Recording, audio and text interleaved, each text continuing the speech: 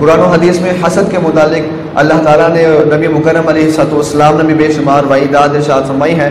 قرآن میں اللہ ارشاد فرماتا ہے ام یحسدون الناس علی ما آتاہم اللہ من فضل، یعنی کیا لوگ حسد کرتے ہیں لوگوں سے ان چیزوں پر کہ جو اللہ نے ان کو اپنے فضل سے عطا کی۔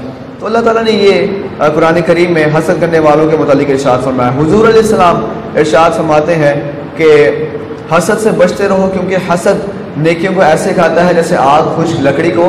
ایک دوسرے حدیث میں سرکار فرماتے ہیں کہ بعض لوگ اللہ کی نعمتوں کے دشمن ہوتے ہیں۔ پوچھنے پر آپ نے ارشاد فرمایا کہ وہ لوگ ہیں جو لوگوں سے حسد کرتے ہیں۔ تو یہ اس کے واحدات ہیں، ہمارے اپنے ذہن میں رکھیں تو انشاءاللہ حسد سے بچنے کا موقع ملے گا۔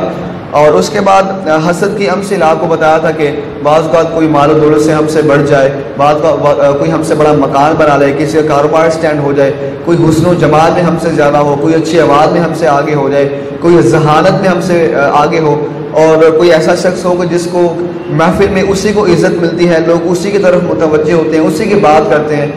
اسی طرح اگر کسی کے پاس طاقت ہے، صحت ہے، یہ ساری چیزیں جو ہے وہ سبب بنتی ہیں انسان کو حسد میں مبتلا کرنے کا سبب بنتی ہیں۔ ان چیزوں کی وجہ سے بندہ حسد میں مبتلا ہو جاتا ہے۔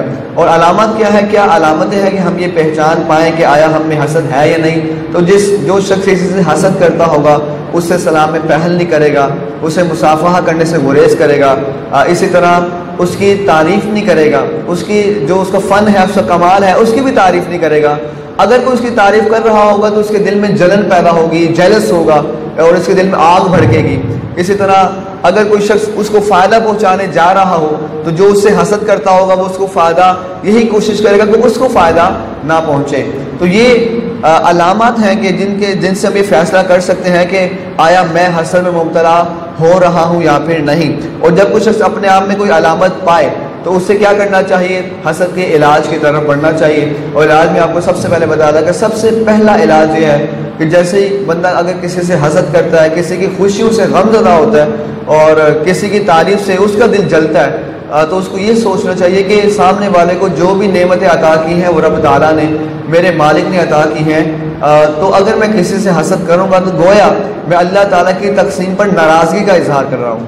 اللہ نے اس کو نعمتیں دی ہیں، میں اس سے ناخوش ہو رہا ہوں، گویا کہ میں اللہ کی اس کو نعمتیں دینے پر ناخوش ہو رہا ہوں۔ تو یہ بندہ سوچے گا تو اس کو خوف پیدا ہوگا۔ یوں ہی وہ یہ سوچے کہ حضور نے فرمایا کہ بعض لوگ اللہ کی نعمتوں کے دشمن ہوتے ہیں جو حسد کرتے ہیں۔